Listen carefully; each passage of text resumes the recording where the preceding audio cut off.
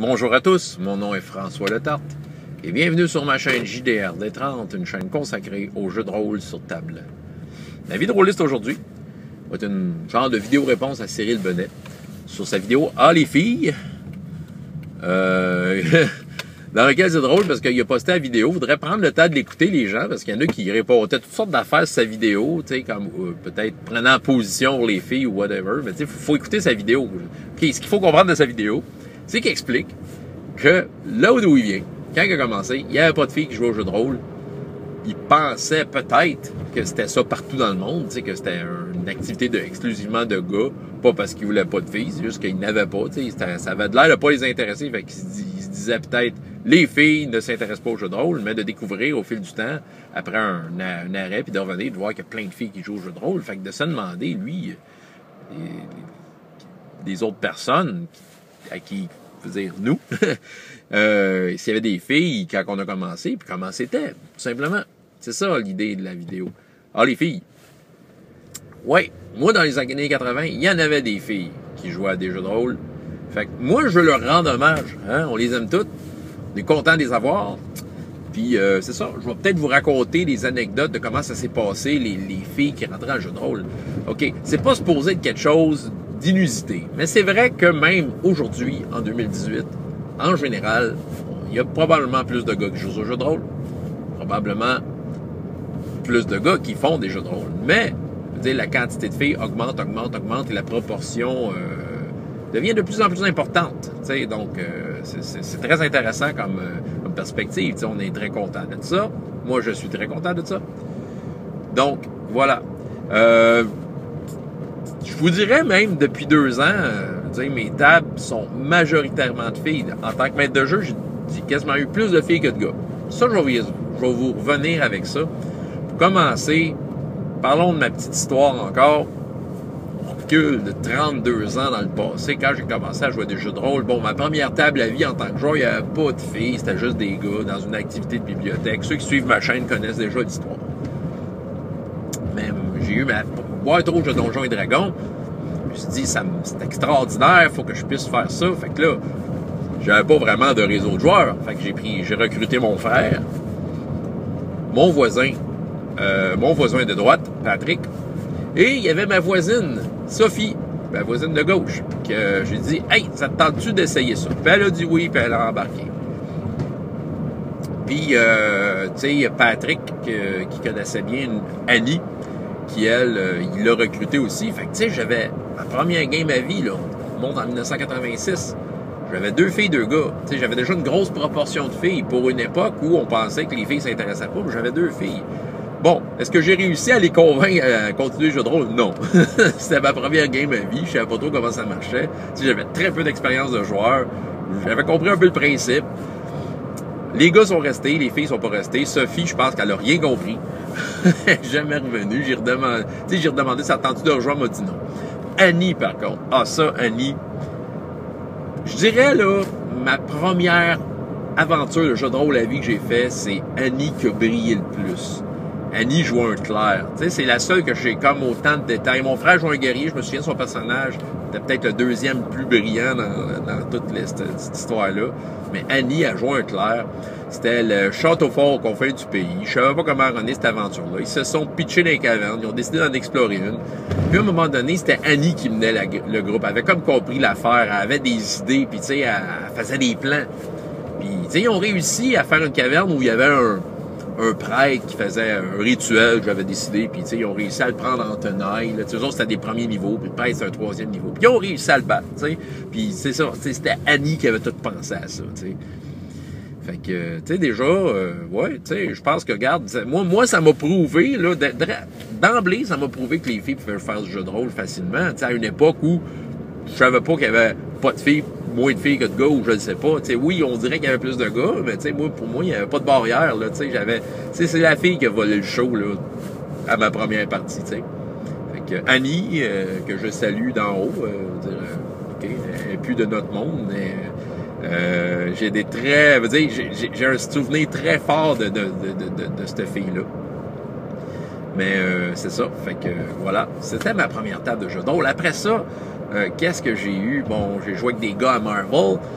Au cégep, on a joué à Star Wars. Je sais que Yannick, mon grand ami, avait recruté une fille dans la game. Je me souviens plus de son nom. Elle avait joué une diplomate. Pendant là, encore, elle brillait de plein feu. Je veux dire, elle n'a pas fait beaucoup d'aventures, mais tu sais, je pense qu'elle avait la princesse Léa en tête. Tu sais, elle était capable de comme s'inspirer d'un personnage féminin fort puis de l'amener autour de la table. Tu sais, j'ai un peu de souvenir de ça, que tu sais, ça changeait de l'habitude parce que c'était game de Star Wars là, il y avait bien des gars, bien de l'action, des combats de vaisseaux, on aimait ça, on faisait les modules, tout ça, mais elle, c'est sûr que l'aspect diplomatique, les gars, ça se faisait à coup de blaster, tu sais.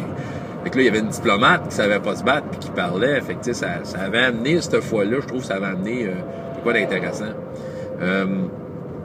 Par la suite, j'ai parti une partie de Donjons et Dragons. J'avais une autre Sophie qui était embarquée. Elle était le fun, elle. Je pense son conjoint de l'époque, je vois beaucoup de Donjons et Dragons, mais il l'intégrait pas à sa game, puis elle voulait s'intégrer à une autre partie, puis moi, je faisais Donjons et Dragons de base. Elle avait joué une elfe. Elle m'a fait découvrir, cette fille-là, que les alignements, ça valait pas de la merde. parce que elle jouait, c'était très spontané comme jeu, c'était chaotique, même si elle disait, ah, moi je suis un personnage bon, non, elle était pas bonne partout, elle était chaotique. Écoute, je me souviens de scènes où elle avait complètement chamboulé l'aventure à cause d'un acte totalement spontané qu'elle avait fait. Elle a comme tué quelqu'un dans le jeu, pas rapport, mais qui a comme tout ouvert la porte sur un paquet de problèmes. Bref, c'est ça, tu sais, elle avait complètement rocké la place avec son personnage. C'était vraiment le fun. Eh oui. Fait que c'est ça, Sophie qui aurait dû arrêter parce qu'elle était tombée enceinte, donc elle avait un enfant à s'occuper éventuellement, mais écoute, le temps que ça a duré, c'était vraiment le fun. En tout cas, si vous la connaissez, la Sophie, je me souviens plus de son nom de famille, donc on a eu du fun. Par après, j'ai fait une activité dans la bibliothèque. Ben oui, j'étais pionnier avant même de travailler là. Une activité en tant que bénévole. Une annonce bien ordinaire dans le feuillet paroissial. Devinez quoi? Il y avait plus de filles que de gars qui ont répondu à l'appel. Ben oui, ça appelle aux filles, cette histoire-là, Donjons et Dragons. Il y avait Karine, Yannick, Andréane, qui étaient là. Il y avait Vincent puis Maxime, 2 gars. Ah, puis un François qui n'a jamais resté, là, mais c'est ça. Mettons qu'il y avait ces 5-là. Mais il y avait plus de filles que de gars. Il y avait Patrick aussi. C'était moitié-moitié. Mais quand même, c'était comme, il avait répondu à l'appel. Ces filles-là, c'était 3 amis. C'était très intense de jouer avec eux autres. En fait, j'ai joué avec cette gang-là pendant à peu près 6-7 ans. Comme il faut. Tu sais, on a joué à Donjons, Star Wars, on a joué à Basic Role Playing, puis c'était presque à toutes les semaines parce que je me suis complètement... C'était une activité de bibliothèque, mais je me suis attaché à ce groupe-là, puis j'ai évolué avec eux autres. Avec eux autres, à un moment donné, il y a une Marie-Lou qui a joué avec eux autres qui était super bonne. C'est une fille qui étudiait, je pense, en théâtre, puis ça paraissait, elle mettait, elle avait des expressions, des choses, des façons le fun d'amener ses personnages. Ça n'a pas duré longtemps. Yannick, très astucieuse, elle était très... comment je pourrais dire? C'était une manipulatrice dans le jeu, tu sais. Elle amenait ses idées, puis elle les amenait là où elle le voulait, tu sais. Puis son roleplay, elle était dans ce sens-là. Karine était beaucoup axée sur l'émotion. Andréane était drôle, cette fille-là, tu sais. C'était... elle faisait tout le temps le genre de comic relief, tu sais. Mais elle l'avait, là, tu sais. Dans Star Wars, elle jouait un Verpine. Écoute, c'est le Verpine le plus cool que j'ai jamais vu. Là, ça n'a rien à voir avec ce qu'il y avait dans les modules. Elle a joué le Verpine. C'était comme... elle réparait le vaisseau, mais elle avait une personnalité. Là, c'était drôle, cette fille-là. Là. Ah oui. Puis à un moment donné, il y a Julie-Hélène qui est embarquée. Ouais.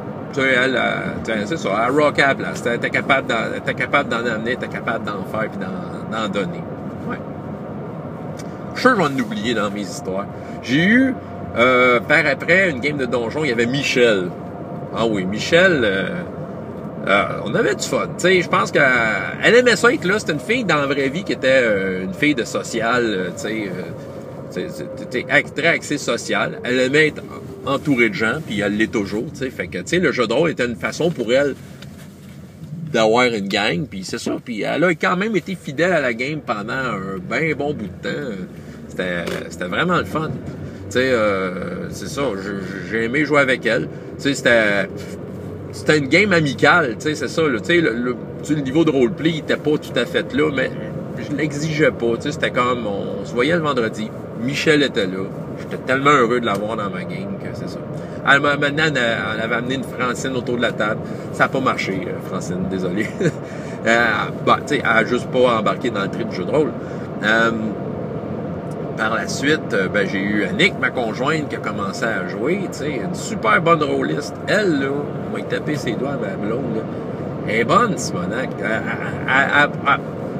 Elle pense qu'elle l'a pas, mais elle l'a au bout, tu sais, c'est ça, elle est super bonne. C'est juste que, je pense que, et là, c'est une supposition, et peut-être que je vais me faire tirer des roches par ceux avec qui elle se tenait avant de me connaître, mais j'ai l'impression que sa gang avec qui elle jouait avant avait une façon de jouer qui était bien particulière, là, tu sais, qui n'était pas mauvaise non plus. Puis j'ai l'impression qu'elle restait collée à cette façon de faire-là. Puis, tu sais, moi, j'ai une façon différente d'amener le jeu de rôle. Fait que, tu sais, j'ai l'impression qu'elle n'a pas assez joué avec moi pour voir l'autre façon de jouer. Si vous me suivez, là. C'est sûr que la vie fait en sorte que là, on a une famille et tout ça, puis bon, ben, éventuellement, là, elle va être dans ma game. Quel plaisir d'avoir l'être aimé autour de la table. Ah oui, qui d'autre?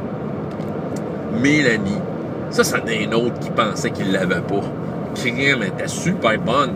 Mélanie était super bonne. Tu sais, comment je dirais? Je pense que c'était drôle comme joueuse parce qu'elle était facilement... Comment je pourrais dire? Impressionnable. Je pense que, tu sais, le jeu de rôle, elle a comme découvert ça, bang, sur le tas, là. Tu sais, elle s'est retrouvée dans... En fait, elle s'est retrouvée à jouer à ça parce que son chum était un de mes joueurs, tu sais. Tu sais, des fois, moi, je faisais mes rôles de personnages non-joueurs, puis elle était comme très bon public. Fait que, autrement dit, quand je faisais mes prestances de personnages non-joueurs, mettons, envers son personnage, c'est comme si elle oubliait qu'elle jouait un personnage, puis elle regardait ma prestance, puis tu sais, je la voyais comme fascinée, là, comme si elle regardait un spectacle, puis elle riait, là, venez, OK, qu'est-ce que ton personnage fait? Oh, tu sais, elle se rappelait qu'il fallait que... Mais tu sais, c'est ça. Sauf que, tu sais, c'était le fun, ça, tu sais. C'était comme la fascination. Elle était là, puis c'était une joueuse super cool à cause de ça. Micheline, ça, c'est un autre. Ça, là, c'est un cas, ça, Micheline. Elle arrêtait pas de dire qu'elle était pas bonne dans les jeux. Mais, tu sais, c'était comme elle qui rockait le plus des fois, là. Elle amenait des concepts de personnages, des trucs. Tu sais, ouais, tu sais, elle l'avait, l'affaire, Micheline. Je pense que c'est quelqu'un de timide, mais n'importe qui de timide, que ce soit une fille ou un gars, des fois, c'est ça. Mais elle s'affichait ouvertement timide. C'est un drôle de paradoxe, à mon avis, là. Mais c'est ça, Fait que là, mais sauf que c'est ça, là. Moi, j'allais la chercher, là, quand j'allais attirer. Puis, que j'étais autant maître de jeu que joueur à sa table. Moi, là, c'est comme... J'allais la chercher par le bras pour l'amener dans le jeu, puis écoute, c'est là que je voyais la rôliste en elle là, qui sortait. Ouais, Micheline, ça, c'était quelque chose. Ouais. Qui d'autre? Tu sais, j'en ai eu plein d'autres. Là, c'est ça, à la bibliothèque. Écoute, là, c'est sûr que là, je fais une activité publique, puis il y a beaucoup de filles. C'est ça, je dis, depuis 2 ans, je dirais même depuis 4 ans.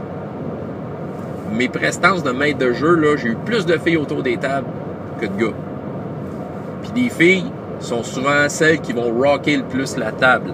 Parce qu'ils, c'est ça, ils ont comme saisi c'est quoi le jeu de rôle. Puis c'est ça qui est ironique. Puis je veux pas faire de généralité, là. Mais c'est les premières à dire qu'ils comprennent pas, mais ils vont mieux jouer. Tu sais, des fois, ils disent... des fois, c'est ça, ils disent... Ah, ils comprennent pas trop le jeu sur le coup, là, mais non, c'est pas trop long qu'ils comprennent. Là. Peut-être parce que les gars, l'orgueil, peut-être qu'il y en a qui comprennent pas sur le coup, mais ils le diront pas, tu sais, l'orgueil. Mais les filles, ouvertement, vont dire, je comprends pas ton jeu, là. Mais sauf que là, tu sais, j'ai juste à les mettre en contexte, ça prend 20 minutes, là, oublie ça, ils explosent complètement. Ils explosent, tu sais, ils amènent une dimension au jeu, tu sais, je peux-tu toutes les nommer, écoute, Juliette, Kaina, Marika, Daphné, Audrey, Gabrielle, Magdalene, Ariane, Caroline, Pénélope, tu sais, je suis sûr j'en oublie. Puis, tu sais, c'est toutes des filles, une qui je sais pas son nom, ma dernière game de Donjons et Dragons, écoute, elle m'a complètement peint des scènes dans ma mémoire de jeux de rôle vraiment cool. Est-ce qu'il y en a des filles qui jouent aux jeux de rôle? Je pense que je viens de rendre hommage à un paquet qui ont été autour de ma table, puis mais-en qu'il y en a, mon Cyril. Puis aujourd'hui, c'est ça, le phénomène est là, puis c'était là à l'époque. C'est juste que, je sais pas, c'est vrai que le jeu, peut-être, dans sa publicité, s'adressait peut-être plus aux gars. Pourtant, si tu regardes des vieilles publicités de Donjons et Dragons, il y a des filles autour de la table. Si tu penses, la première campagne de Donjons et Dragons qui a existé là, officiellement quand le jeu est en train de se concevoir, mais Gary Gygax, je pense qu'il y avait 2 filles et un gars autour de sa table. C'était ses enfants. Fait que la première joueuse de Donjons, c'était une fille, tu sais, qui se pointe encore aux conventions aux États-Unis, le Gary Con, tu sais, la dame, elle se pointe là, puis elle s'affiche comme première rôliste, tu sais. Fait que c'est ça. Il y en a, là, vraiment. Puis, tu sais, c'est ça. Tu sais, tu sais, je pense que, regarde, j'invente rien ici. Faut pas faire de discrimination. Faut juste, comme, amener les choses positivement pour tout le monde. Quiconque veut se rejoindre à une table a sa place, c'est sûr. Je pense que, tu sais, on est tous d'accord là-dessus. Puis tout le monde a de quoi apporter là-dedans. Fait que oui, elles sont là, puis tu sais, qu'elles se manifestent, là, tu sais, je pense que... parce qu'on... Ouais, il y a moyen de les avoir autour d'une table, puis qu'elles partagent l'expérience avec n'importe qui. Tu sais, go fille, il n'y a pas de problème. C'est en autant que le joueur soit heureux d'être là et contribue à l'expérience, tu sais. Fait que oui, c'était mon petit hommage à un paquet de filles qui ont passé autour de ma table. Je suis sûr que j'en oublie, puis je vais peut-être, s'il y a de quoi, je vais peut-être les dire dans mes commentaires en bas, rajouter les noms que j'ai oubliés pour dire « Ah non, je t'ai oublié ». Mais je veux pas vous oublier parce que c'est ça, c'est... Autant que les gars que les filles, tu sais, je trouve que, c'est ça, vous m'avez apporté beaucoup de belles expériences de jeux de rôle, puis c'est ça. Je vous en remercie. François Letarte, JDR des 30. Et jusqu'à la prochaine fois, ayez autant de plaisir dans la vie que dans les jeux. Au revoir.